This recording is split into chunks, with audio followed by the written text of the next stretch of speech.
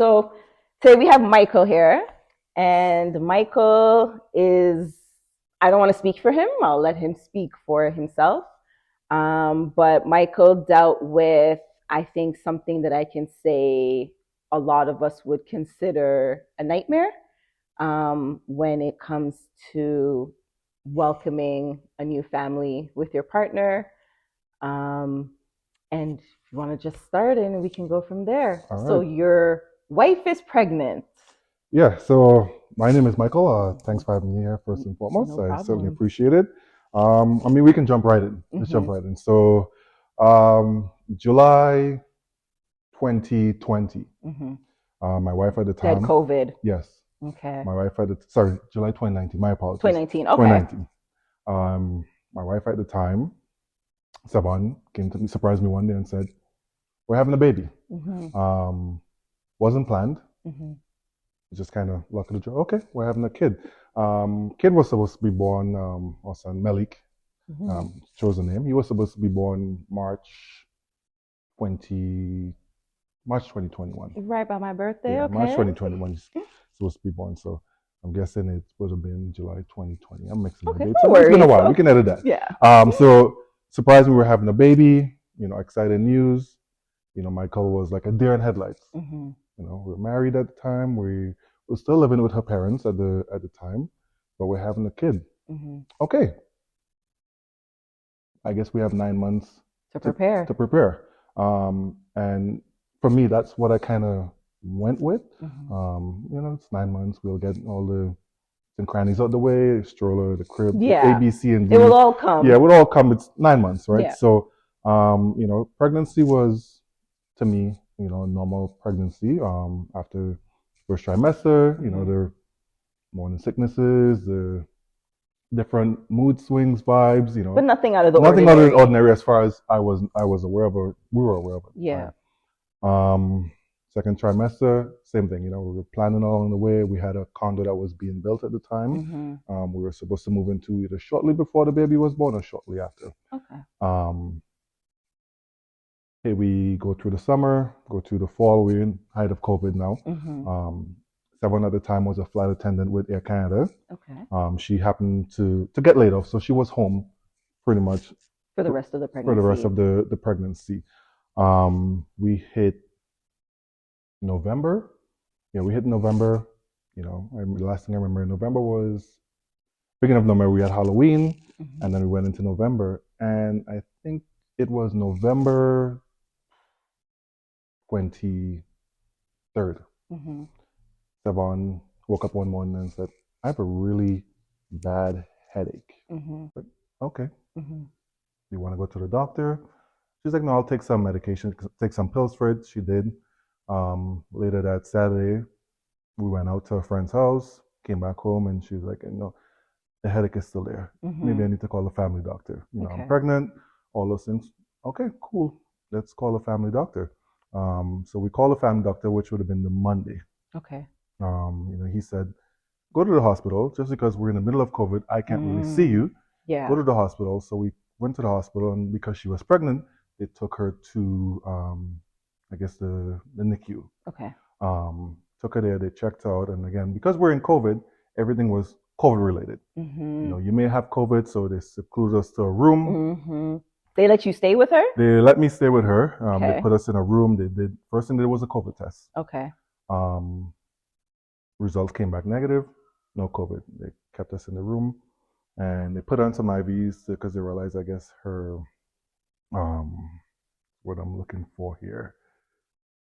Um, I'm running a blank on That's what the word okay. is, but they put on IV just to get her energy Was back she up. Yeah, dehydrated? she was dehydrated. Okay. Thank you.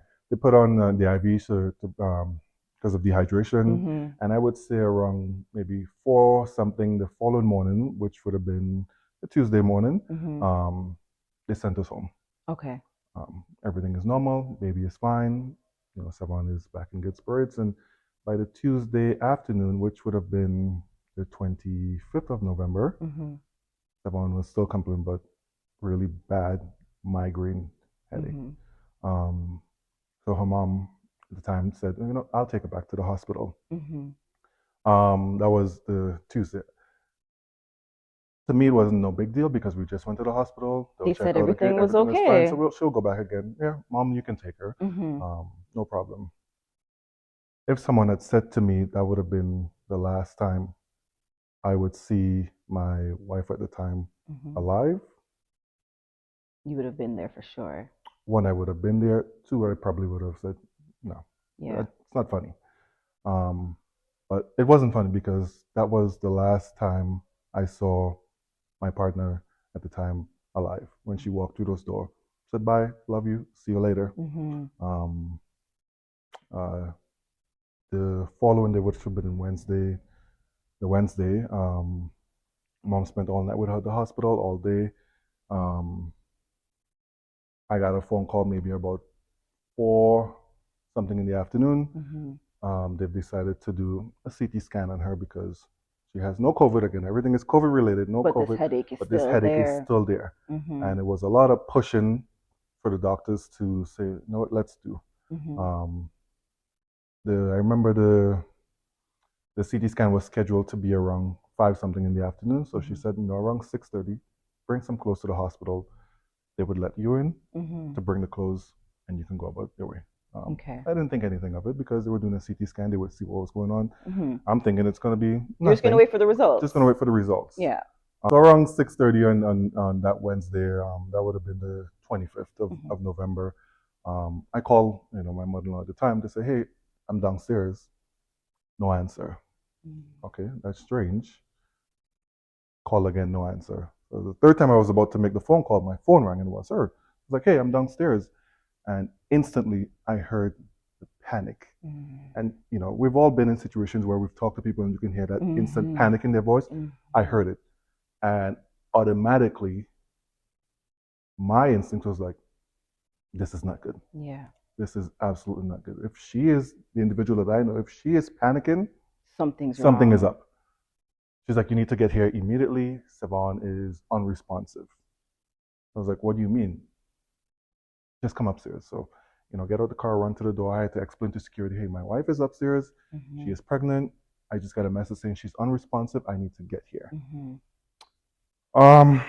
They finally let me in because, again, it was COVID and the pushback from everybody, from security. And mind you, there was June, their job. They finally let me upstairs, and I get upstairs to the floor that she was on in the NICU, and immediately I was met by a doctor in the hallway, and he's like, who are you? I'm like, I'm Michael, it's my wife, Savon. And his response to me was, I'm going to take you into that room. I just want you to be prepared on what you may see. Savon has been unresponsive since the CT scan. She went into the CT scan responsive and came out unresponsive. They were still waiting on the results, but it's not looking good. Something has happened that we're not too sure about. So he led me into the room, and I walked into this hospital room that we were in the prior night before. And what I saw just a bunch of nurses and doctors moving frantically around. I saw a nurse on top of my wife at the time doing chest compressions. Oh my gosh. Like, you can picture someone just lying on a bed and someone sitting on top of their pelvic area and just pulsing down. Just pulsing down. And Michael, come talk to her. Try to wake her up.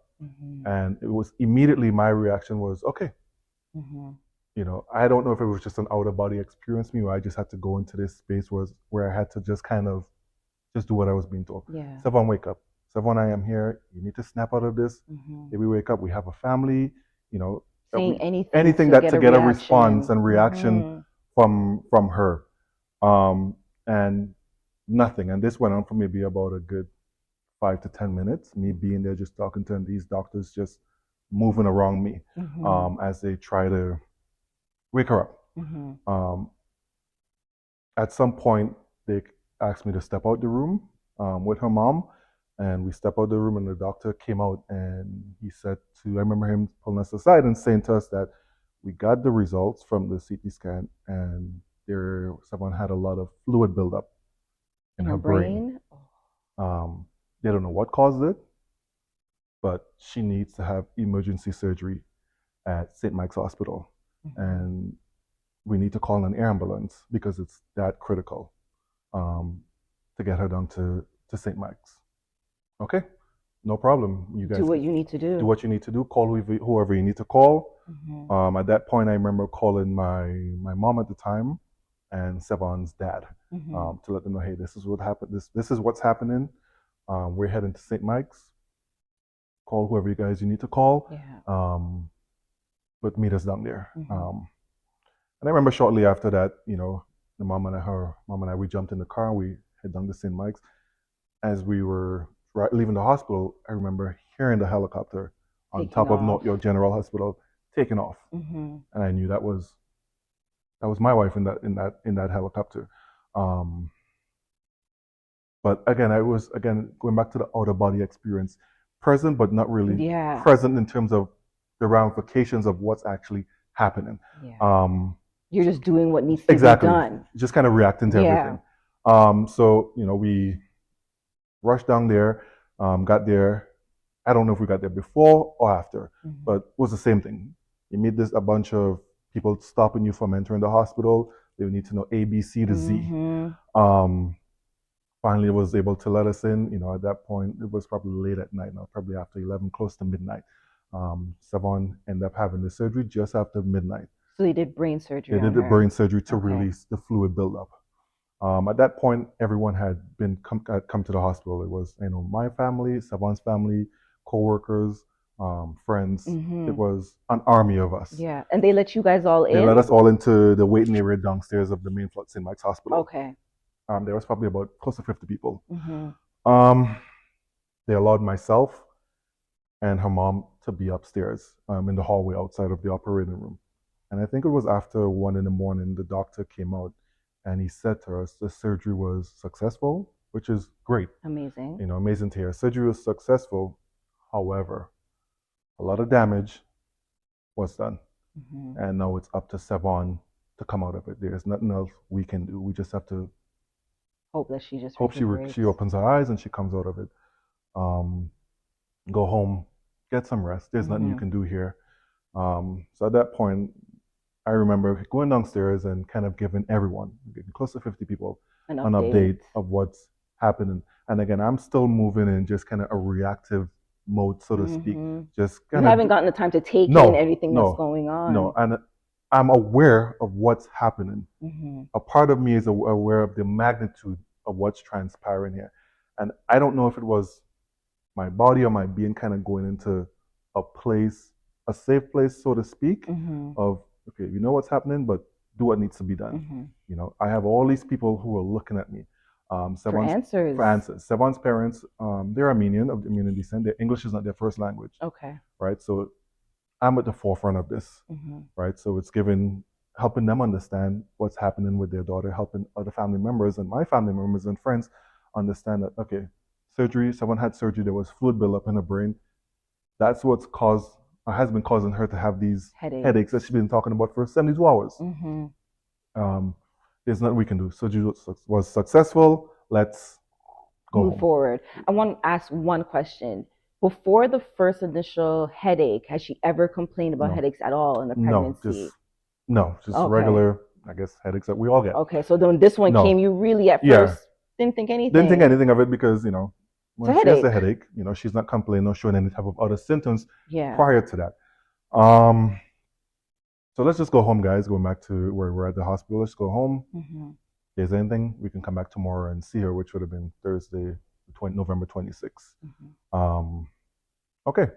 So we went home. I maybe got back to Ajax. I was living in Ajax at the time at my mom's place. Stayed in Ajax at my mom's place. Got back to Ajax maybe after 2 a.m. Do you at any point remember maybe what was going through your head at that time? Did you go back? Were you going back to Ajax alone? Was her mom with you at that time, or did everyone really go their ways? Everyone kind of went their ways. Her parents lived in North York, so her parents went back to their place. Mind you, I was living at their place up to you guys getting your place. Yeah, up to us getting our place. The plan was for us to be there until we got our place. But I remember once I got that phone, once we left the hospital, I was like, let me go back to my mom's place. Okay. It just felt safe. Yeah. That was always home to me, so it just felt safe at that point in time. We maybe got back to Ajax maybe after 2 a.m. Again, I'm not thinking anything. Because her surgery was successful. Exactly. Surgery was successful. She's going to pull out of it. She has to. she's not going to pull out of it. Yeah. Um, I remember getting a phone call maybe about after 6 the next morning, later that morning, the 26th, saying you need to come to the hospital. Sevon has showed no signs of coming out of, what has transpired. Okay, again, reacting. Let's go down to the hospital. Get to the hospital. We weren't met with any resistance this time. It was myself, my mom, Sevon parents met us there. They took us upstairs to her floor immediately. And, before we were able to see her, we met with the doctor who was working the ward. Okay. And he kind of brought us up to speed on, Sevon hasn't showed any type of recovery, any type of coming out of, the state that she is in. We are now looking at there may be a possibility, or we need to prepare for the possibility that she may be clinically brain dead. And it was at that moment for me when it kind of like, excuse me? Yeah. Clinically brain dead? What are we talking about here? What does that mean? I have never experienced that in my being before. I've seen that on TV. What that is. And it's like, wait, let's go through this. And he's like, well, we need to run a series of tests before we can declare someone clinically and terminally brain dead. I was like, okay, you guys do what you have to do. Are we able to see her? Yeah. Yeah, you guys are able to see her, and they took us to. It wasn't even a room; it was just curtains. Just because the ICU was so chaotic during those days with COVID. Everything with COVID. People who were there for different reasons, but it was just chaotic. So there was a curtain, and I remember pulling the curtain, and the person that I saw wasn't the person that left our apartment a few days prior. When I said, yeah, bye, I'll see you later. Yeah. It was tubes everywhere, just unimaginable tubes, mass, you name it. It was just covered everywhere. Hair looking like a hot mess. And she was someone who didn't really mess around when it came to her hair. Yeah. Looking just it just wasn't the person you recognized. No, the person that I recognized, the person that I last saw a few days, the person that I knew. And it was just, okay, wow. There are no words right now. Yeah. All I can do is be here and talk to my wife. And I remember sitting there, holding her hands and recording what was transpiring. Her parents are there, but they were recording for everyone else because not everyone could be there. The support that I know we already had from the night prior couldn't be there. Couldn't be there. People wanted to know. And for me, that felt like the only thing I could do. And I remember recording the video and talking to her, and obviously she's not responding.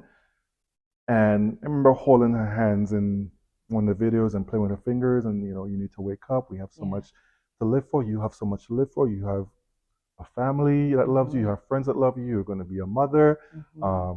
You're speaking life into her. Speaking life back into her. We had a baby who was 24 weeks at the time, gestation. You have everything to live for. You can recover from this. You will recover from this. And I remember stopping the video because the doctors came in. Yeah. And the doctor said to us, we need to do the test. It was about maybe mid-afternoon by this time. We'd been there since after 7 in the morning. We need to do the test. Okay, let's do the test. No one prepared me for what I was about to see. If I had thought at the time, thinking back now, what I saw prior, what Sevon looked like, or what I saw when I walked into North York General with a bunch of nurses around her and a nurse on top of her, this test that they do, words can't even describe what I was about to see. And to be as plain as possible, as I remember saying growing up, plain talk, bad manners. It was pretty much water in the ear to see if there can get a reaction from the brain.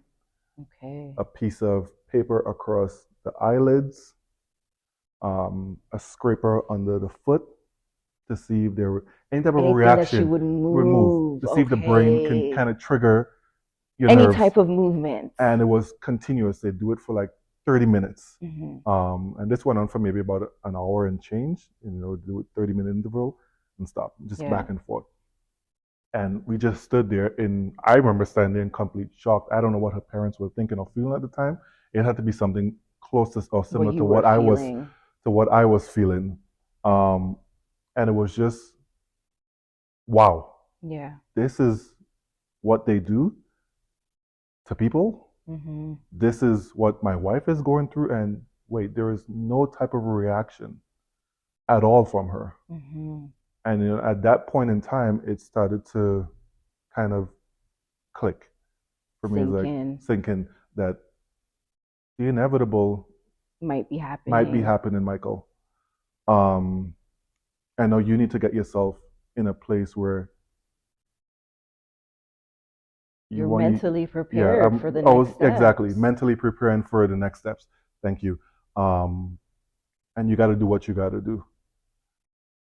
It almost felt like an out of body experience.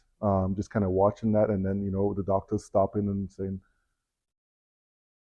at this time on November 26th, Savon McGarren was pronounced clinically Brain and dead. terminally brain dead in one sentence. The second sentence was there was still a baby who inside of her who was doing fine. Wow. No complications whatsoever. Mhm. Let's do what we need to do for her to make sure that the unborn baby inside of her has a chance of survival. Okay, so you're pretty much saying that there is nothing else we can do for her? Mhm. No, there's nothing we can do for her. We can keep her keep her organs in a state where we can protect the baby.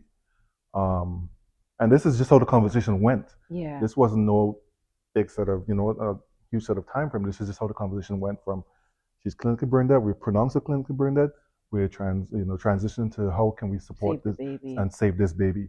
And again, in all that time, it was just like, okay, Mhm.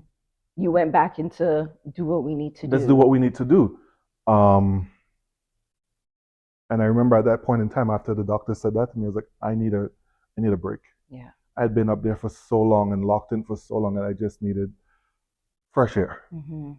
So I remember going downstairs and asking, can someone else go up in my place? Mm-hmm. My mom and Savon at the time were very close. That mother-daughter-in-law relationship. Mm-hmm.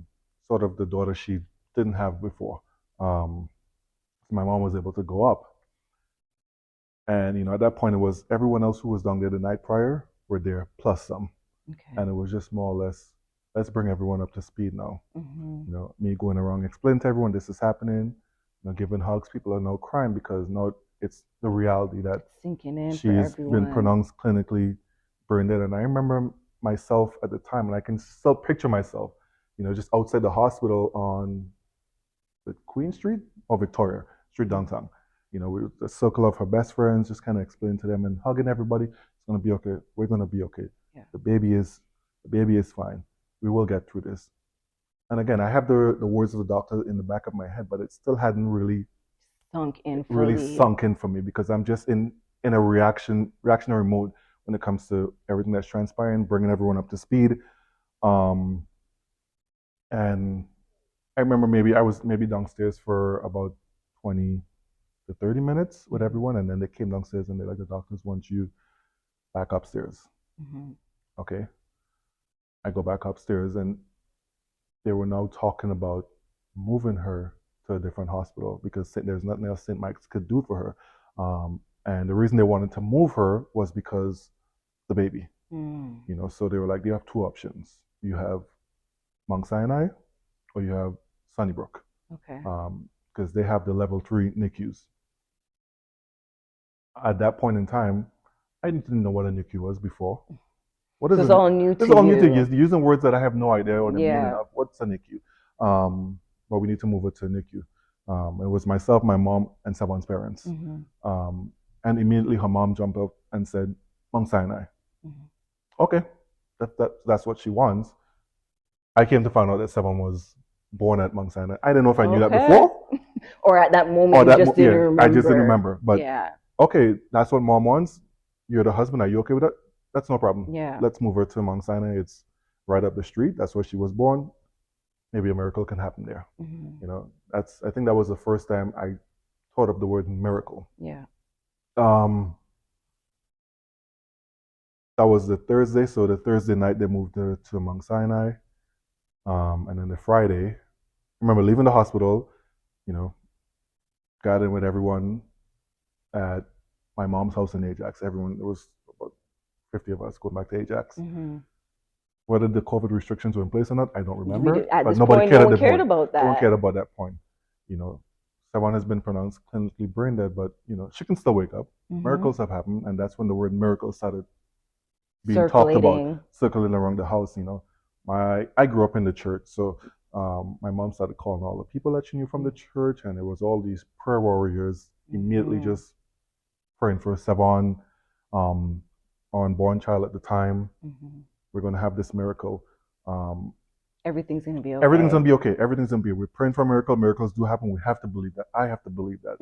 I am at the head of this train, so to speak, and everyone else is following suit. So we have to believe. If I believe it, everyone else is going to believe it. It will happen. I remember the Friday going down to Mount Sinai Hospital, and they took me to the ICU at Mount Sinai, and I remember walking in to the ICU, and it was something out of a movie. Everyone was wearing like spacesuits. COVID. So everyone's covered. Nurses and doctors looked like they were, I don't know, again going into space, right? Nobody.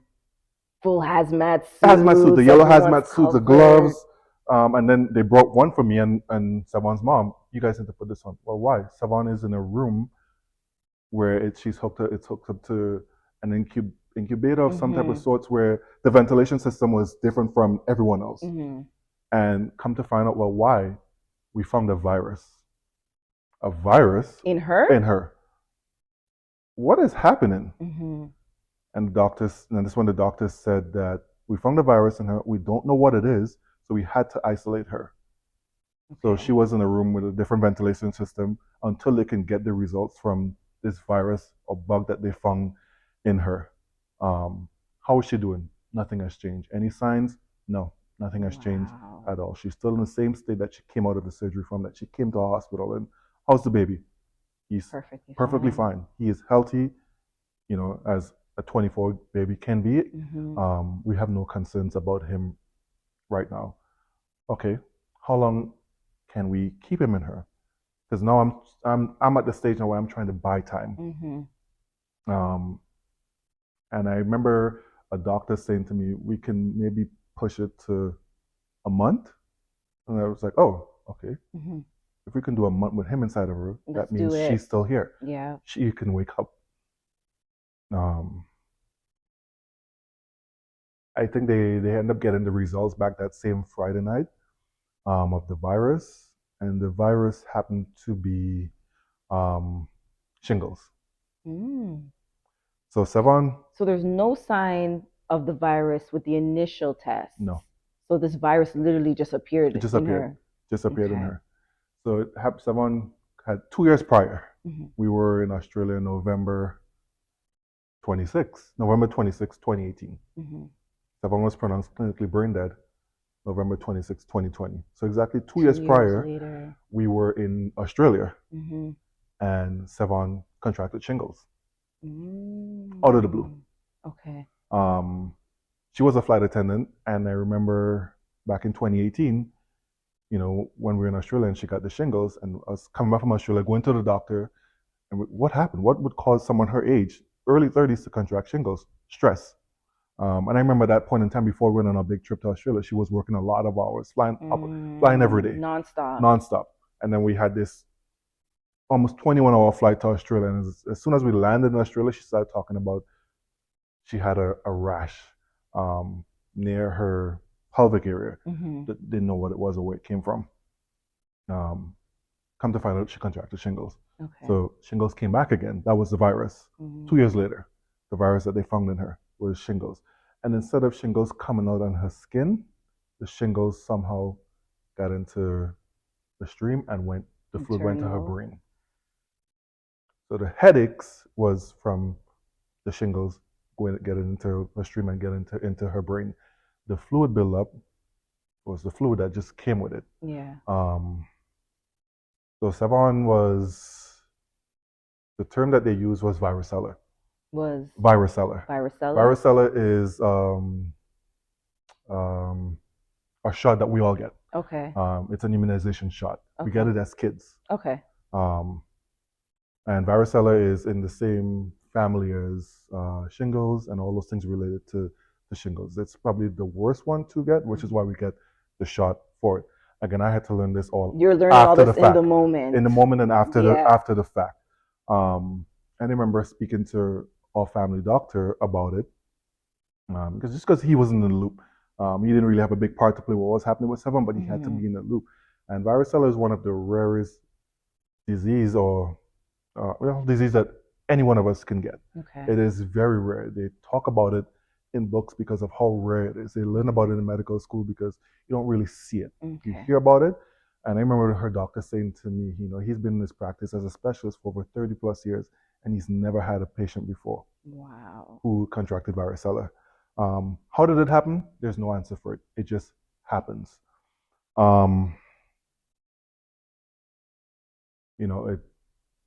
It was just, I remember it being a lot to take in. Here I have a wife who has been pronounced clinically brain dead, but I'm also of the consensus, like everyone else, she's going to be okay. We're going to buy time. We fast forward from November 26th to December 2nd, exactly 1 week later. Leaving, I've been at the hospital every day since then. Going from Ajax to Mount Sinai Hospital every single day. I had my Uggs boots. I would put that on and just do what I got. Truck my way down there. Spend all day with her. I remember, being in the room with her. At that point, they'd taken her from the incubated room and not treating her like she was from outer space, where she was in the room like everyone else who was in the ICU. Okay. I didn't have to fully suit up. I still had to wear a mask because it was COVID. I had to wear gloves, which is fine.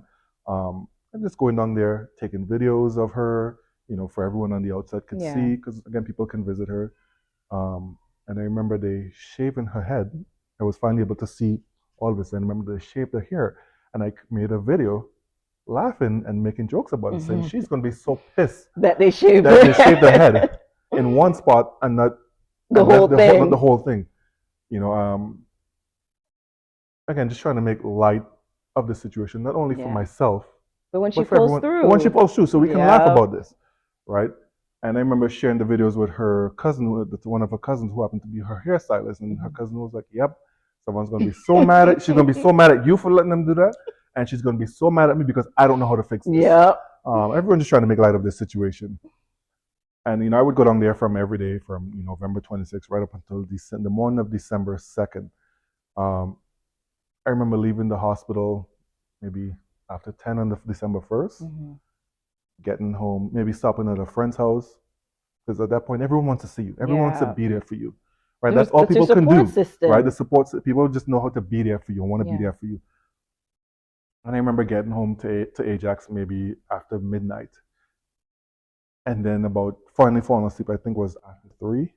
And then by 5:30, my phone was ringing. And it was Mount Sinai Hospital. You need to get to the hospital immediately. The baby your son is about to be born. A week ago, we were talking about a month.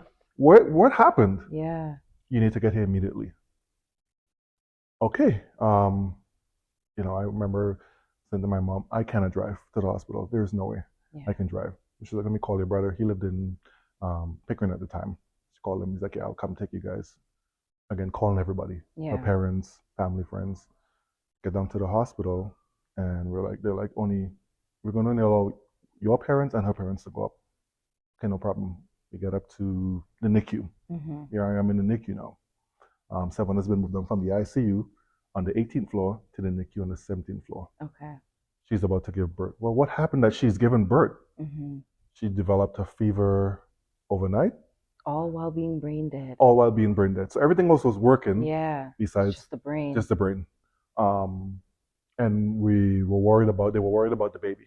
Her temperature got really high, and her nurse at the time had to call a code blue, as they call it. Such nurse was there to meet me, and she kind of explained to me and was very apologetic. I don't know if it resonated or not at that point in time, but she showed a lot of sympathy and a lot of empathy Happening. to what was happening. I had no choice. I didn't want to, but I was really scared for the baby. We need to deliver the baby. And from the time we had that conversation to the time Savon went into the operating room, and it was one of those operating rooms where they had the windows in the door that you can see. Okay. I'll be the first to say I didn't really want to see what was transpiring. I remember her mom. They allowed both of us to go into that area. Her mom being there at the door, just watching the whole time. Just outside of that was my mom and Savon's dad in the waiting area. And then her mom, Jackie, saying, "He's born." She delivered him. And then I remember I got up and went to the window, and they brought him to the window. They brought him to the window. It was just a little thing. Malik was born at 5:20 a.m. on December 2nd, 2020, weighing 1,100 grams. Was that equal in pounds? Approximately, because I don't know. 1,100 grams. It's less than 5 pounds. Okay. It was very, very tiny. He was born at 25 weeks gestation age, just at the threshold of where certain hospitals, depending on their NICU level, can save a baby or will choose not to save a baby. Okay. Happened to be at the right place, Mount Sinai, at level 3. They had the tools and the resources to save the baby, to deliver him and save him. And I remember bringing him to the window, and he didn't even fit in the window frame. And if you could picture any door, the little box, you can picture that.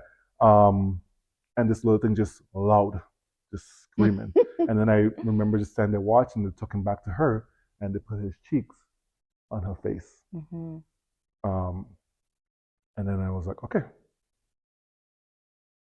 I immediately went from spouse who was dealing with a partner who potentially maybe gone to parent. Yeah. In a heartbeat, pretty much. But I said to you at the beginning of our conversation, 9 months. I have a lot of time. We have a lot of time. I'm good, right? He was supposed to be born in March. Here we are, December 2nd. Baby's born. And mind you, 1 week later, December 9th, it's my birthday. Okay, this is a lot to deal with.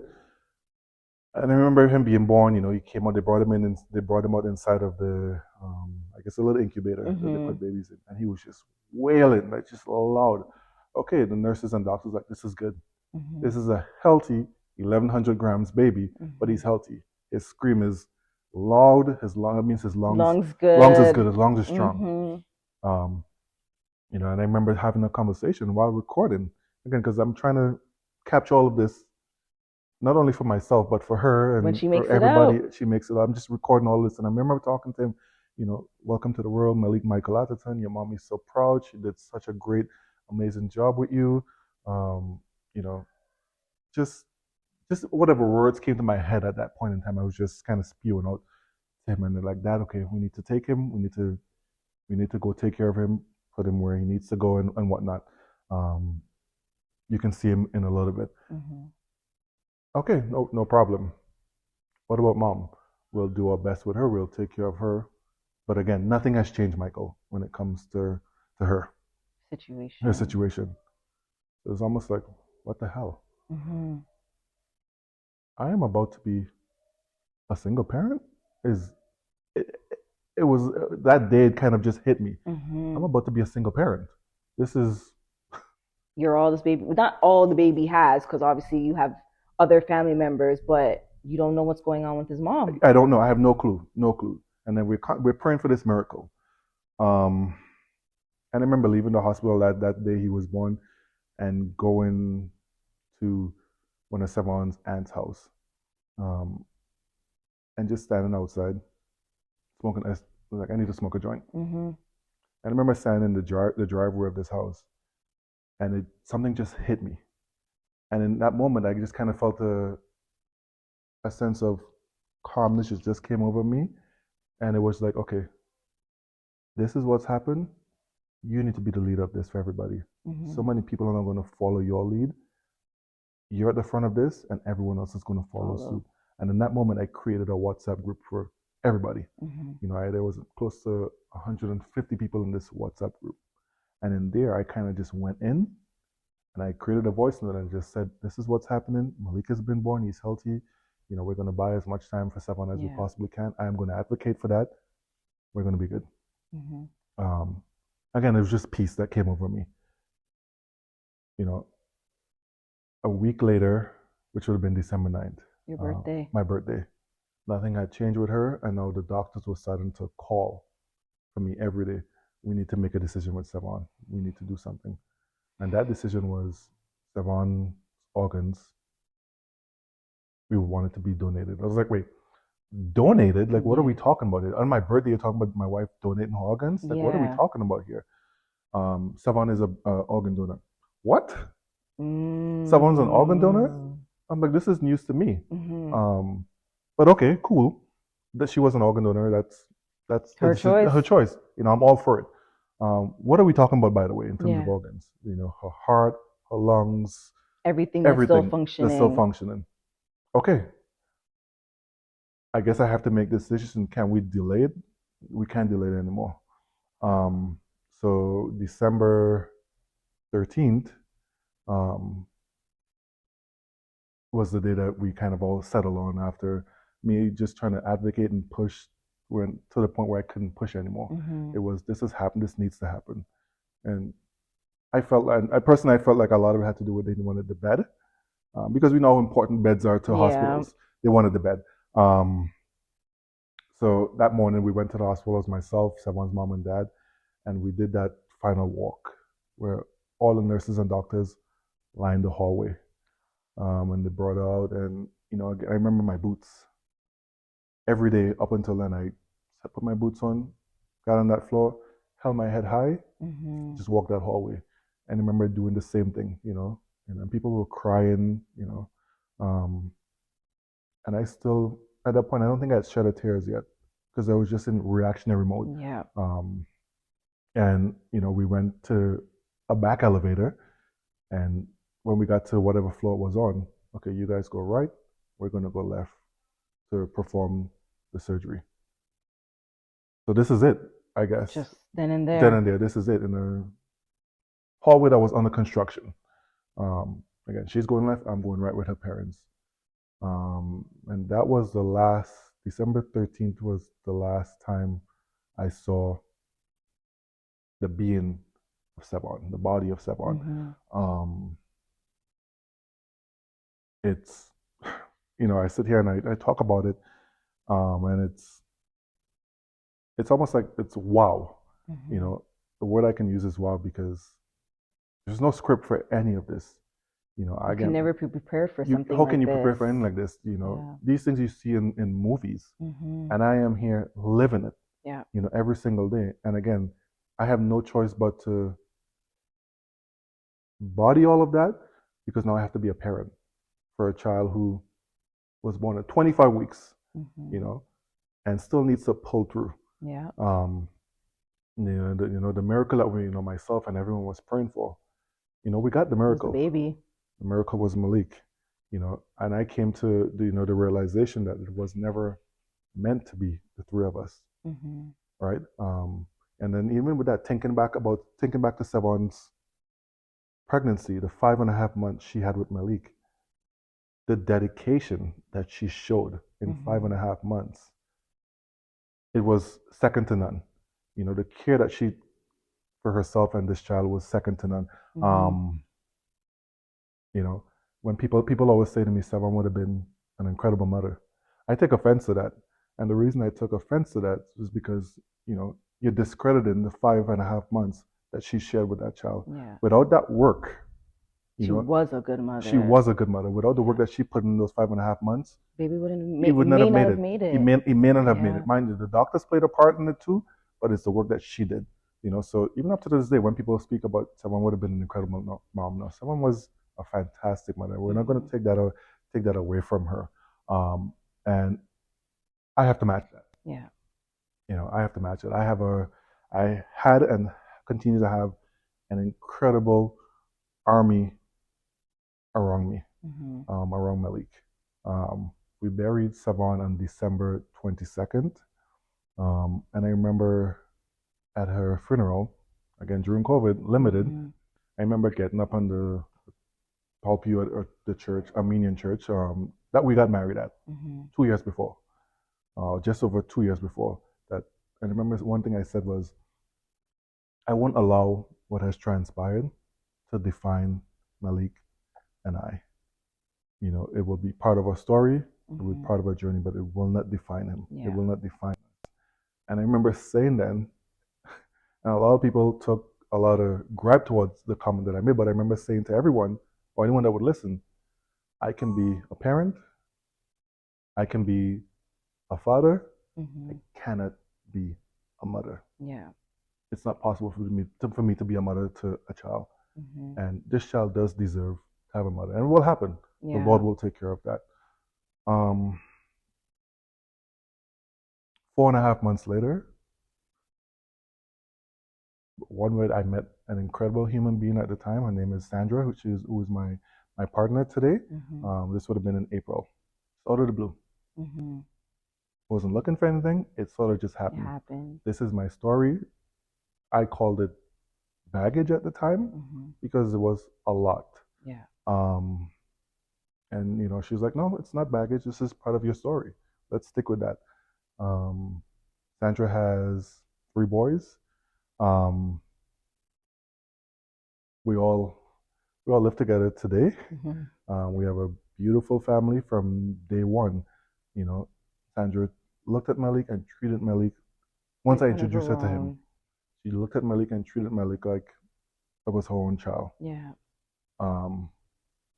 And I have never had to, you know, worry about those feelings that anyone can have about another person being, you know, in that close proximity to their child. You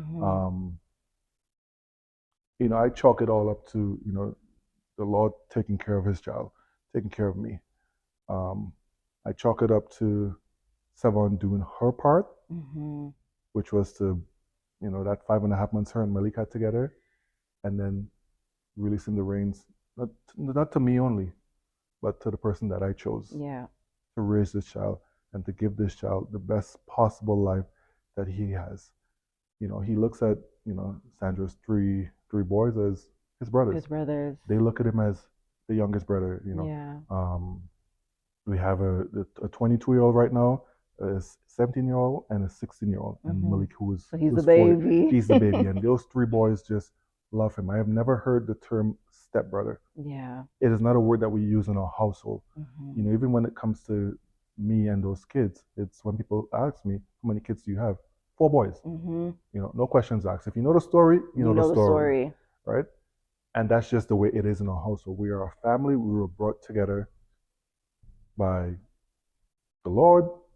We were just brought together, and there's no questions asked. I don't think for 1 minute, I don't take that lightly. I don't take that for granted. You know, when, you know, I was told about this podcast, you know, I've been wanting to speak about my story for a long time, and I kind of came up with Tales of Two Lives, before and after, right? Because when I was told I was having a child, 9 months, I got all this time. I got all the time in the world, and life showed you that you're not really in control. You know, we think that we're in control of things in life, but we're really not. We just kind of react. Everything we do is in reaction to something else. You know, and I have to say, I've had my ups and downs. I've had my struggles. You know, the ones closest to me have seen it. You know, my good friend Daryl, he's been there. You know, we came into contact with each other through a basketball group that we were part of. And I remember our first interaction with the basketball group. You know, he made a comment to me, and I took offense to it, right? And he kind of pulled me aside. He's like, "Bro, it's all love. It's just jokes." And you know, at that moment, I was like, "Okay, this guy's cool." And I don't know why I felt a need to share with him what transpired, what was going on, because nobody knew. I was just carrying that every day, you know, in the group with them, just do my thing, but living this. And I shared it with him, and you know, I think it was a couple of weeks or months later, he talked about the dads group, and he's like, you know, I have a bunch of guys in there. We're all dads. I think it would be great for you. And immediately I was like, yeah, no problem. I'll join it. Yeah. And I remember joining the dads group, and immediately the guys in there, along with Daryl, was welcoming. You know, there was no pressure to tell my story, but if I was going to be part of this group, I wanted it to be authentic. I wanted to be real Fully with these guys, fully transparent. transparent. You know, I shared with them, you know, what my story was and what was happening, and everyone was okay. We'll support you in any way we can, dude. Yeah. We're all here for you. And there was one guy in the group who, um, his first reaction to me was, "Bro, I know your story," but in a way where it was, he was. I don't know if he was making light or if he Yeah. was just excited to say it, but that's how I took it in. And from the other guys in the group, that's kind of how we were like, they were a bit taken back. And he knew my story because his wife and Sevon were colleagues. Small world.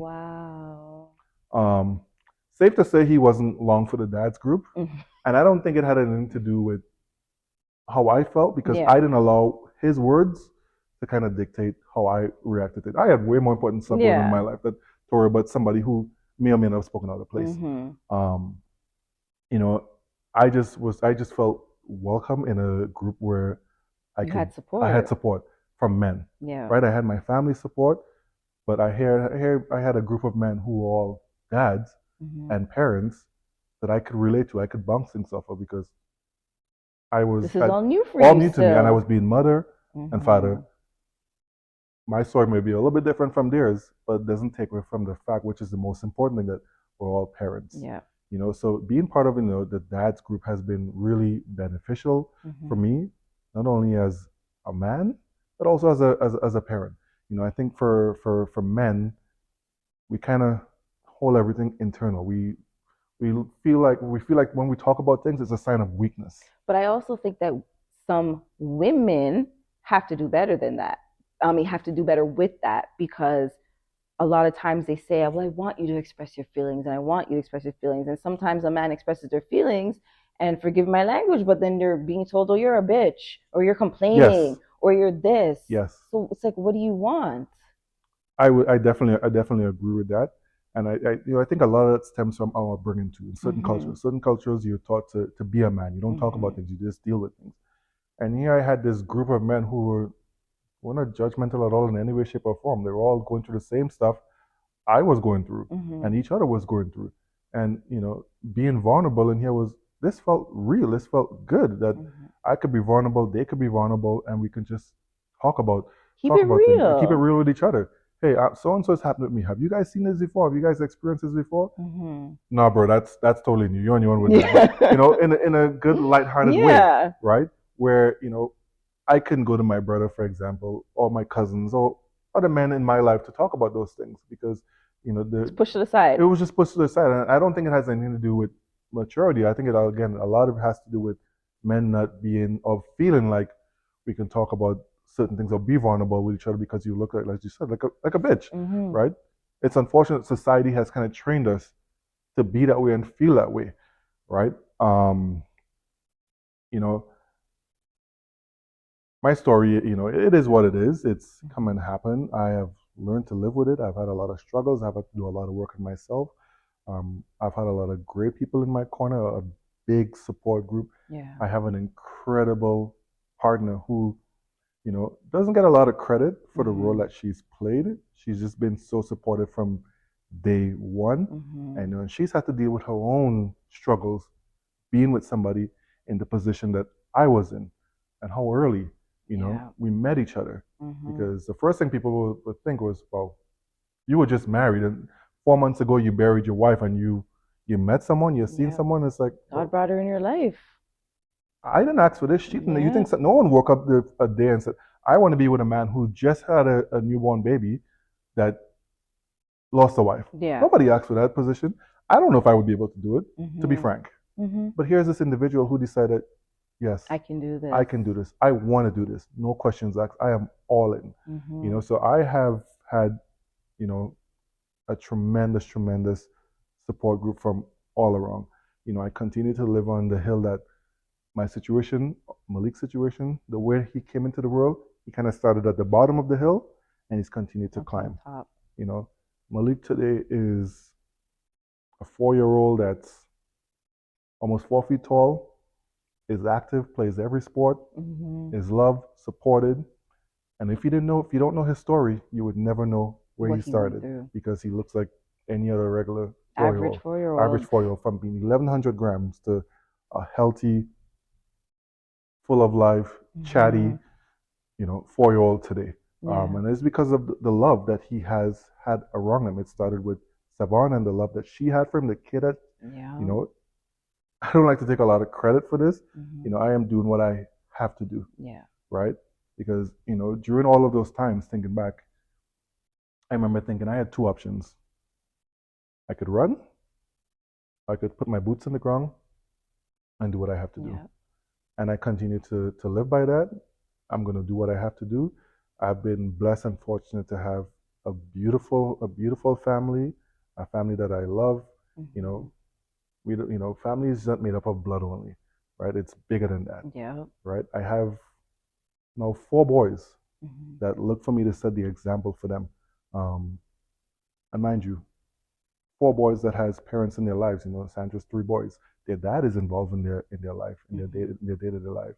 And him and even with him and I, we have such an outstanding relationship. I wish more people could You know, experience that. it's such a beautiful thing that for me to be able to have a relationship with another man who I am helping raise His his kids, children. right? He is involved in their life, and what I learned early on is Sandra and her ex-husband they're divorced, but Mm-hmm. the most important thing to them wasn't their relationship that didn't work out for whatever reasons. It's those Those 3 boys, kids. those kids. Mm-hmm. Why would I not be want to be a part of that? Especially when it was just welcome, open Yeah. arms. We take the 4 boys all the times. We've been to sporting events together. We've done family every time we have a birthday that we celebrate in the household. Everybody's He's a part of there. it, right? Mm-hmm. Um, and because the kids want that, I want that, he wants that, she wants it, but more important, the kids want that. Malik looks at the boys at his uncle, and he is Mm-hmm. head over heels about him. Yeah. No one can tell him anything but his uncle, right? And to me, that's a beautiful thing. And I Yeah. remember going to, when I first, started talking about my relationship with Sandra and the boys' dad being involved. I remember going to my barber shop and talking to my barber about it. There's someone who's been in my life for a long time, and he was like, "That's so weird." Mm-hmm. And the word he used was, excuse my language, but he used gay, and I was Mm-hmm. like, "What?" Yeah. Why But would it I showed me not how want someone? immature one person can be, right? Yep. I'm like, And not only that, though, it shows how immature someone can be. But if you are not like, you know yourself, you know what you're trying to do, you know the life you're trying to give this little boy. If you're not strong in what you believe in, this is when you have people from the outside feeding you foolishness in exactly, your head. exactly. There's always a negative Nancy in Mm-hmm. in the group. There's always a negative person in the group, right? Mm-hmm. Who wants to have an opinion that really doesn't mean anything, Yeah. right? But for me, it was just from the get go. No, this is what I know I need. This is what I know I want. This is what Mm-hmm. these kids need. This is what they want. This is what she needs, and all of us as a whole, we're a family. Yeah. That is the most important thing. There is 6 of us that live in our household, you know, but we also have an extended family. Mm-hmm. Um, you know, what I want to say to anyone that's listening to this is that life will throw you some hardship. Yeah. Life can be nasty. Life can be messy. There's good and there's bad in this world. But let's not discredit the good that is still there, the good that is still in people, Yeah. right? We live in a climate today where there's no words for what's going on in the world today. Yeah. But we cannot discredit the good that is still in the world. There are people there that still cares for us and wants to be there for us, and we have to let them in. Whether it's other men, whether it's family, extended family, friends, we have to let people in. For me personally, allowing other people to kind of step in and play a role, not only in being supportive of me, but being there for Malik and all those pieces, it's been a relief for me. Mm-hmm. I have had the space to not only grieve the loss of a wife, but also the space to embrace a new beginning. Celebrate your son. Celebrate my son, celebrate the family that we have, the Yeah. life that he has. Going back to my speech on Savon's celebration of life, I can be the best parent I can be. I can be the best father, but I cannot be a mother to this child. Yeah. And to look at this child and see that he has the love that a mother can give, only a mother can give to a child. You know, and for anyone that had questioned that, you know, does he not deserve that? Yeah. What is that taken away from? Who's that taken away from? It's not taken away from Savon's memory. Savon is not here, right? He knows a life not with Savon. He only knows a life without Savon. And it is my responsibility and our responsibility to teach him when it's appropriate about who his biological mother was. But we will not take away from the woman and the person and the mother who is raising him every single day. You know, and it's taken a while for, you know, those closest to me and us to kind of understand that and realize that no one is here to take away anything from anyone, right? We need to take our own personal feelings out of things and kind of look at it as a whole. Does he not deserve those things? Yeah. Because not only does he not deserve it, do you not deserve it? Do I not deserve that? You know, do these other kids not deserve to have a brother who they admire and adore? Does this, you know, this amazing, incredible human being not deserve to love this child the way a mother should love this child? You know, no questions asked. You know, for me and for anyone that's listening, man, where there's a will, there's a way. Lean on that support that you have. You know, allow yourself to be vulnerable. You know, I had to really lock in and allow myself to be vulnerable, to really allow it to hurt. You know, the heart works in such a funny way.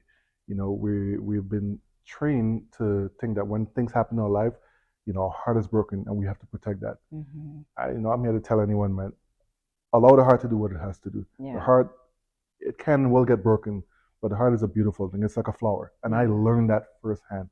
It will evolve again. It will start growing again.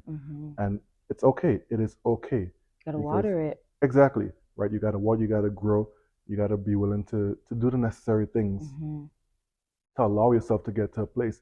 You know, I'm in a place today where I can sit here with you and talk about this and not feel sad, but feel grateful. Yeah. You know, for my life. You know, I would do this all over again. I wouldn't change a single thing because I understand we all have a role to play.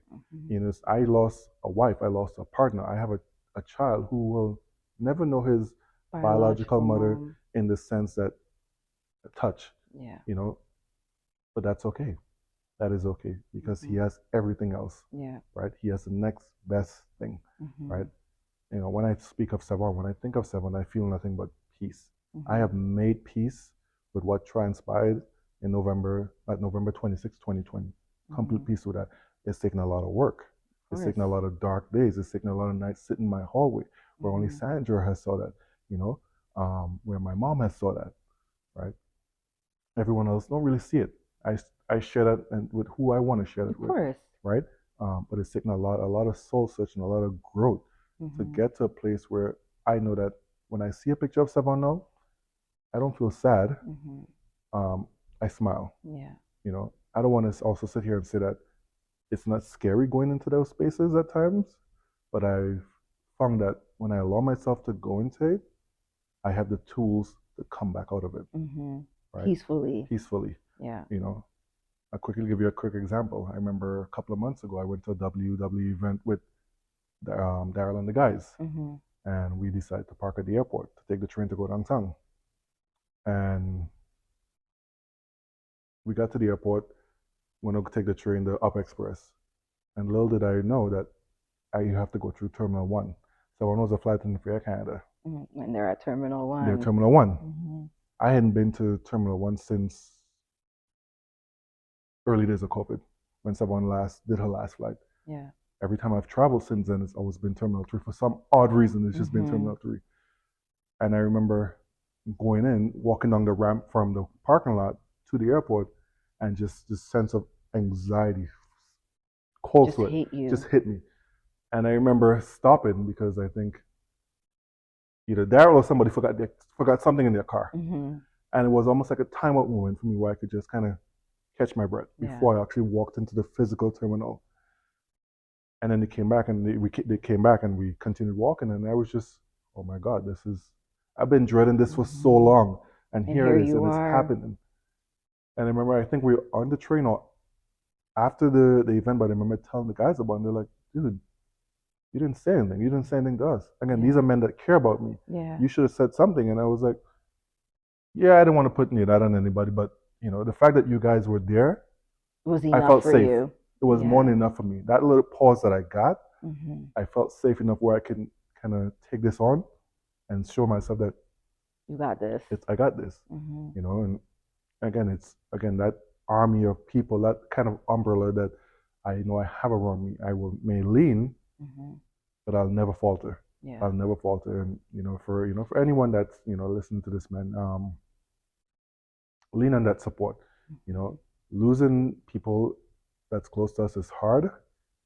There's nothing worse. But it's not going to define you. There's two things that can happen. You can allow it to eat at you, which it will do you could ignore it and allow it to eat at you every single day because it will wait for you. Mm-hmm. Trauma stays there. It will eat at you every single day. You can ignore it. You can keep yourself busy, but it will wait for you. Or you can say, you know what? Fuck all that. I'm going headfirst into this. And I'm going to use the support that I have and dive in and allow this thing to do what it has to do and then come out on the other side. And every day when I get up, I continue to come out on the other side, on the other side of it. Stronger. Every day. Every day. That was a lot. Yeah. But I really appreciate you taking the time to not only just tell the story, but just also how you were feeling and what you dealt with and what was easy and what was hard. And it seems like during the whole process for you was just strength. You were finding the strength, where it was coming from. God was giving to you. Her mom was giving to you. Your mom. You just found the strength to do what you had to do, get everything done, and like you said, now you're here, living and providing the best life for Malik with your partner. Yeah. And I think it's beautiful. I think it's beautiful. Thank you. No, thank you so much. I don't think there's a better word for it. Yeah. It's a beautiful thing. Life goes on. It does. Right? Life goes on. You have to allow it to go yes. on. You have to allow yourself to put one foot in front of the other and take it one day at a time. Yeah. Tomorrow is not promised, and live your life to the fullest. That's what I do now. I live my life to the fullest. We live our life to the fullest. We get up every day and just do what we have to do. Because we always think we have time, but time is not guaranteed, right? You can be preparing one day for X, and tomorrow it's going to be Z. Yeah. Right. So live your life to the fullest and just be grateful. Right. I know I am. Yeah. Thank you again. Really appreciate you. Thank you so much for having me. This has been great. Thank you so much. Yay.